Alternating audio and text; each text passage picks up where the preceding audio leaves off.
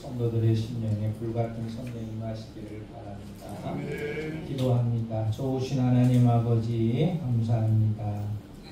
지나간 6개월 동안에도 우리의 믿음의 권속들을 이 모양 저 모양으로 돌봐주시고 지켜주셔서 이 시간까지 쓰게 하심을 감사합니다. 그 의미로 오늘 맥주 감사 주일을 지키게 됩니다. 이 시간도 우리의 심령을 오르만져 주시고 또 남은 후반기도 승리하며 살아가는 믿음의 자녀들 다 되게 하옵소서. 예수님의 이름으로 기도하옵나이다. 아멘. 할렐루야. 이런 폭염으로 지난 한 주간 동안에도 사신이라고 고생하셨습니다. 아무튼 이번 한 주간도 후반기 때는 좀 수고가 된다고 그러는데 스스로 몸 잘 챙기셔서 이 폭염 속에서도 건강하게 잘 지내시기를 바랍니다. 오늘 출애굽기 34장의 34장의 말씀을 보면 하나님께서 우리에게 명령하고 계십니다. 하나님의 명령은 안 지켜도 되느냐? 지키라는 겁니다. 하나님의 명령을 지키면 이러이러하게 해 주시겠다 라고 말씀해 주고 있습니다. 하나님의 명령, 이것은 약속이다라는 겁니다. 하나님께서는 그 약속을 배반하지 않지만 우리 인간인지라 그 약속을 지키지 못하고 배반할 수가 있다라는 것이죠. 그렇지만 오늘 말씀 하나님의 명령을 지키면 이와 같이 해주시겠다라는 말씀이 있는데 바라기는 이 세 가지의 약속의 말씀이 나의 말씀이 되시길 주의 이름으로 축원드립니다. 즉 오늘 맥주 감사주의를 지키면 첫 번째로 보니까 하나님께서 어떻게 하시겠느냐? 승리케 하신다라는 겁니다. 하나님 앞에 감사로 나오면 하나님께서 승리하게 해주신다라는 겁니다. 오늘 말씀 24절에 기록하고 있습니다. 내가 이방 나라들을 내 앞에서 쫓아내고 라고 기록합니다. 내가 이방 나라들을, 즉 하나님께서 이방 나라들을 내 앞에서 쫓아내겠다라는 겁니다. 즉 하나님 앞에 감사절을 지키면 하나님께서 승리케 해주시겠다라는 겁니다. 즉 이방 나라, 즉 이스라엘 백성들이 가야 할 땅에 있는데 가나안 땅 하나님께서 약속해 주셨어요. 근데 그 가나안 땅에 이방 나라 7족속이 원주민들이 이미 정착해 가지고 살고 있는 그 땅이에요. 근데 하나님께서 그 땅에 살고 있는 이방 나라들을 다 쫓아내 버리고 이스라엘 백성들이 그곳에 정착하며 살아갈 때 승리하게 해주시겠다라는 겁니다. 민수기 13장에 보면 가나안 땅에 살고 있던 7족속들은 어떤 신장을 가지고 있었느냐? 이스라엘 백성들보다 2배 이상 키가 크고 건장하고 씩씩한 그러한 족속들이 그곳에 살고 있었어요.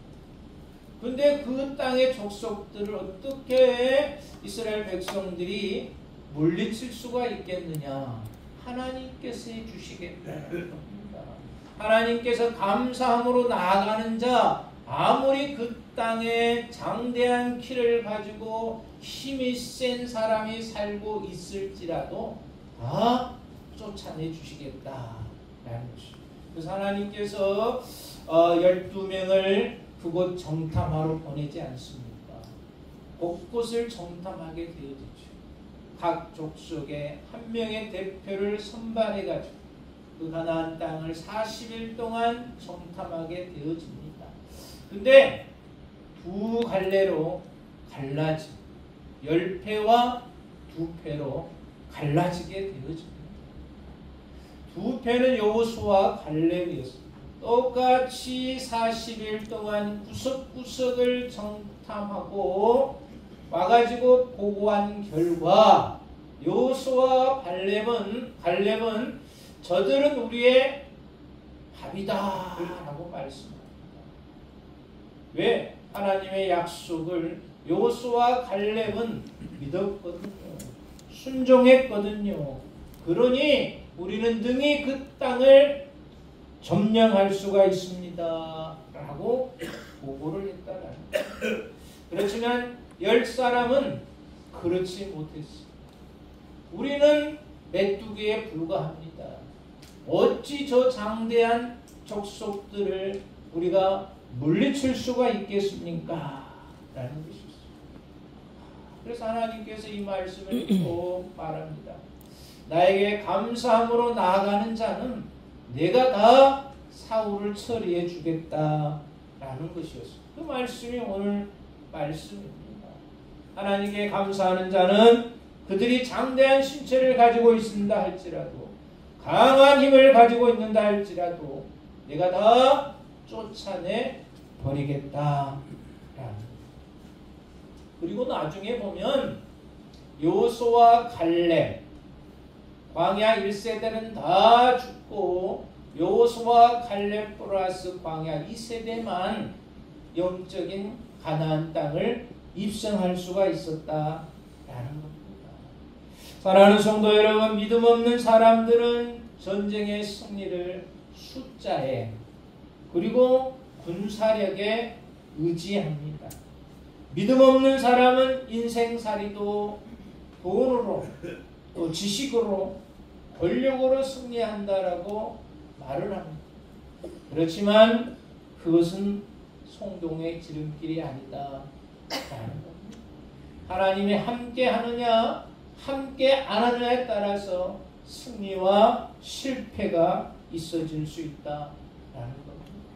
여러분 살펴보시기를 바랍니다. 다윗 같은 어리고 연약한 사람도 하나님이 함께하니 골리앗 같은 강한 자를 물리칠 수가 있었다라는 겁니다. 메뚜기 같은 우리도 하나님이 함께 하시니 능히 장대한 사람을 무찌를 수가 있었다라는 겁니다. 여러분 2025년도 후반기도 하나님과 함께하는 귀한 생이 되시길 주의 이름으로 축원드립니다. 나라도 마찬가지고 가정도 마찬가지고 사업도 마찬가지입니다. 누가 함께 하느냐에 따라서 나라가 부강하고 가정이 잘 살고 사업이 잘 진행될 수 있다라는 겁니다. 지금까지 함께한 하나님 후반기 한 해에도 우리의 모든 삶에 적극적으로 함께 하셔서 승리하는 생이 있길 주의 이름으로 축원드립니다. 두 번째로 감사하는 자에게 약속을 해주셨는데 오늘 본문의 말씀에 보니까 내 지경을 넓히리니 라고 말씀해주고 있습니다. 내 지경을 넓힌다는 것은 지경을 넓혀주신다라는 겁니다. 즉 번성하게 하신다라는 겁니다. 하나님 앞에 감사함으로 나아가는 자는 번성케 하신다라는 겁니다. 즉 절기를 잘 지키면 하나님이 지경을 넓혀 주신다라고 말씀해 주고 있습니다. 어떤 지경을 넓혀 주셨을까? 성경에 보니까 출애굽기 23장 31절에 보니까 내가 내 경계를 홍해에서부터 블레셋 바다까지 광야에서부터 강까지 정하시고 라고 말씀합니다. 하나님 앞에 감사함으로 나아가는 자는 번성케 하신다는 겁니다.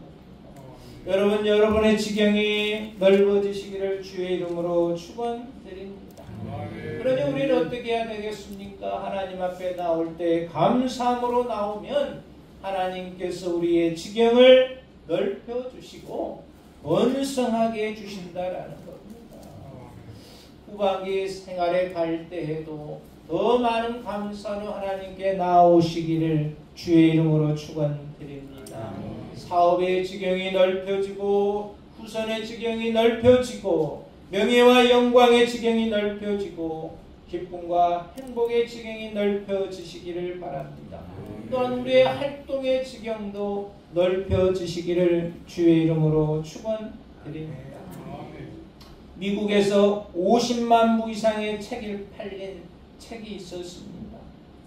이 책의 주인은 이미 세상을 떠난 미국 여인이었습니다.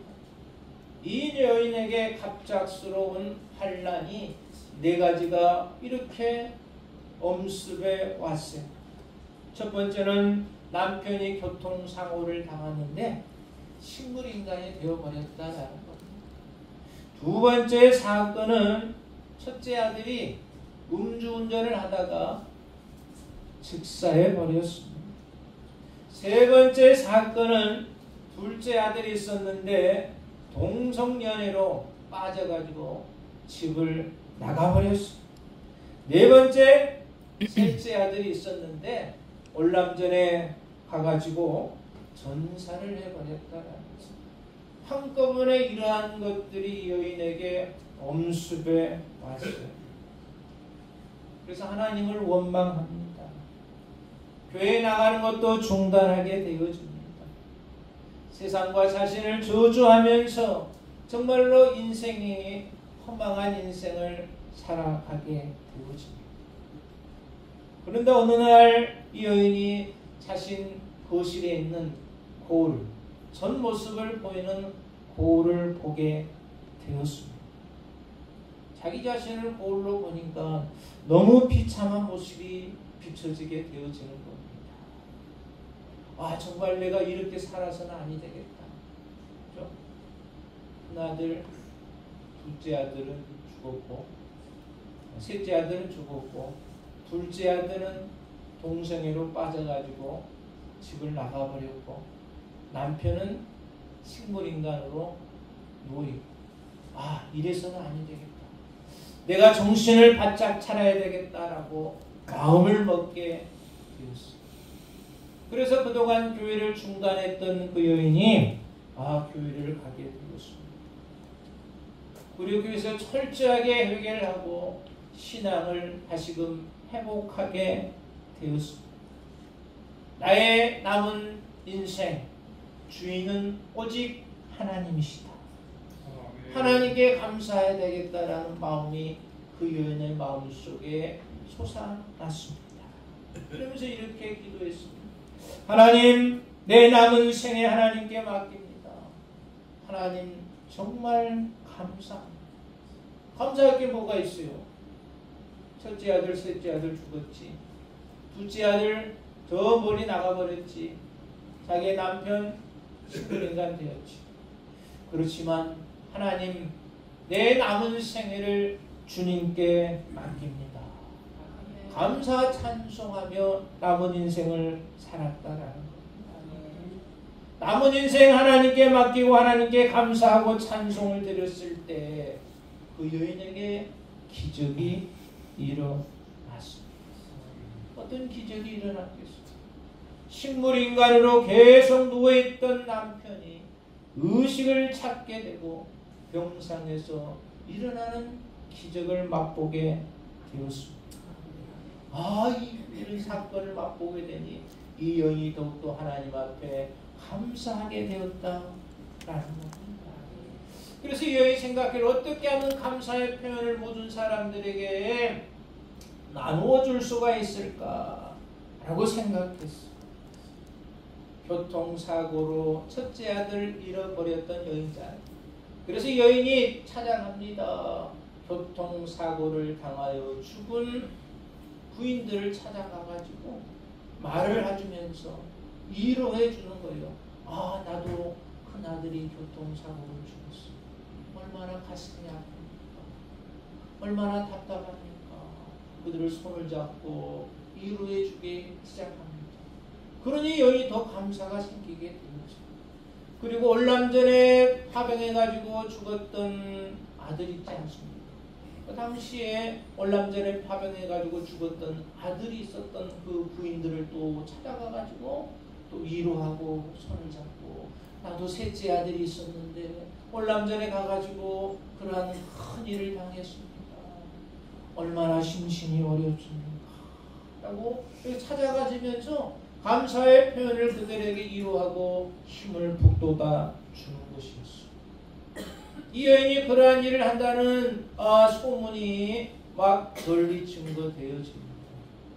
그래서 언젠가는 한번 TV에 출연해가지고 아니 그러한 엄청난 어려움을 당했는데 어떻게 그 일을 감당할 수가 있습니까?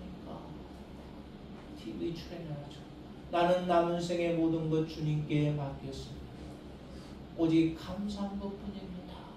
라고 또 TV에 출연해가지고 또 이렇게 방영을 하고 또 신문에 연속적으로 그러한 일들을 기록해가지고 이렇게 알리게 되었죠. 둘째 아들이 동성연애로 더 멀리 떠났는데 이 둘째 아들이 어떻게 TV를 재방송 받나봐요. 또 신문을 또 어떻게 읽어나봐요. 둘째 아들도 어머니의 그러한 수고에 감탄해가지고 집으로 돌아오는 기적의 역사가 일어났다라는 겁니다. 할렐루야. 감사하니 가정이 회복되어지고 남편이 건강하게 되어지고 둘째 아들이 돌아올 수 있었다는 겁니다. 그 상황에서 원망하고 불평했더라면 아마 식물인간인 남편도 죽었을 것 같고 둘째 아들도 역시 더 방탕한 생활을 하다가 죽었을 것 같은데 하나님께 감사하고 모든 것을 맡기니 하나님께서 그 여인의 지경을 넓혀주렸다라는 겁니다. 여러분 후반기 살아갈 때 여러분의 사업의 지경이 넓혀지시기를 바랍니다. 행복의 지경이 넓혀지시기를 바랍니다. 삶의 지경이 넓혀지시기를 바랍니다. 그러려면 뭐 하라고요? 하나님 앞에 감사하시기를 바랍니다. 감사하면 하나님께서 지경을 넓혀주신다. 번성케 하신다라는 겁니다. 후반기는 전반기보다도 훨씬 번성한 지경이 넓혀지는 여러분의 삶이 되어지시길 주의 이름으로 축원드립니다. 세 번째로 오늘 말씀해 보니까 감사하는 자에게 하나님이 약속해 주셨는데 뭐냐? 보호해 주신다. 하나님이 보호해 주신다. 하나님께서 여러분 사방에 지켜주셔서 안전하게 보호하신다라는 겁니다. 자, 오늘 24절에 보니까 어떻게 하나님이 보호해 주시느냐 말씀해 주고 있습니다. 내가 매년 3번씩 여호와 내 하나님을 뵈려고 올 때에 아무도 내 땅을 탐내지 못하리라. 보세요. 3번씩 매년 3번씩 여호와 내 하나님을 뵈려고 올 때에 예루살렘 성전에 왔어야 했어요. 이스라엘 백성들은. 그러니 매년 3번씩 성전에 올라왔는데 성전 가까이 있는 사람들은 얼마나 좋겠어요? 자주로 오니 성전 가까이 좋죠? 걸어서 10분, 차 타고 10분 얼마나 좋아요. 근데 성전 멀리 오면 구태현 목사님, 김수영 목사님 그래도 좋죠? 비록 성전이 멀어도 예배 드리는 거.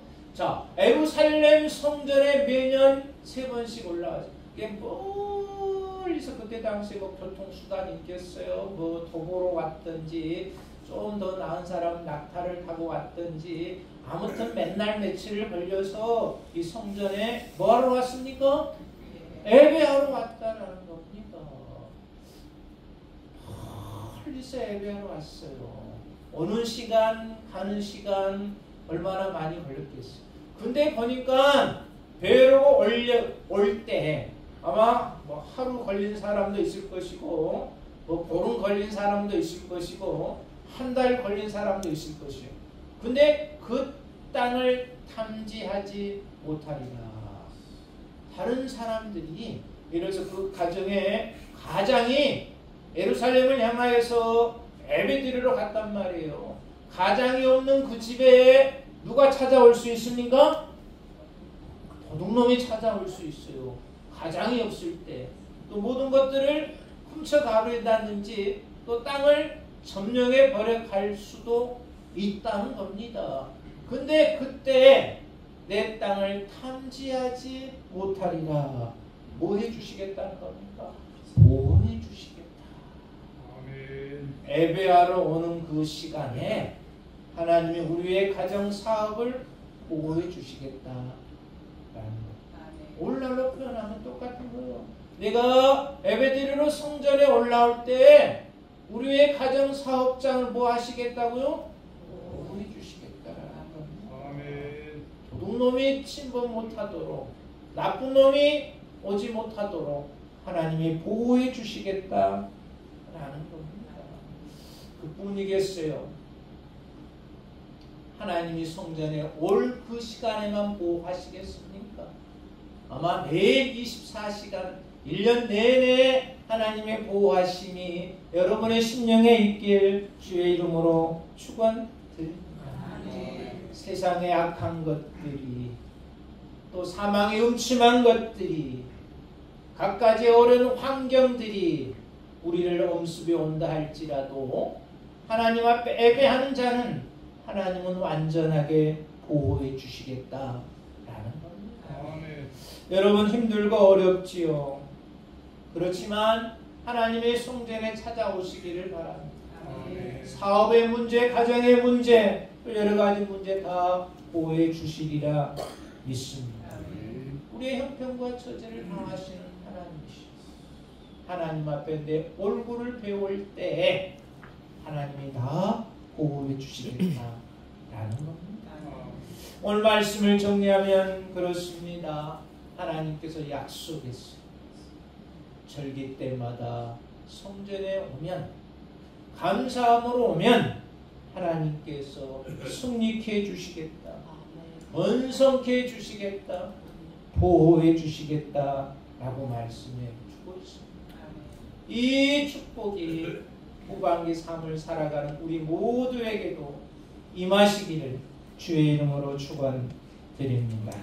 기도합니다. 사랑과 은혜가 많으신 하나님, 하나님께서 지키라고 말씀해 주시는 명령, 우리는 그 명령에 순종하여 지키는 자 되게 하옵소서. 승리케 하신다고 말씀하십니다.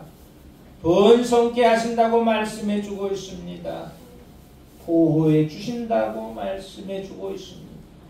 이 축복이 2025년도 후반기 살아갈 때에도 풍성하게 믿음의 성도들의 삶에 임재하게 하옵소서. 예수님의 이름으로 간절히 기도하옵나이다. 아멘.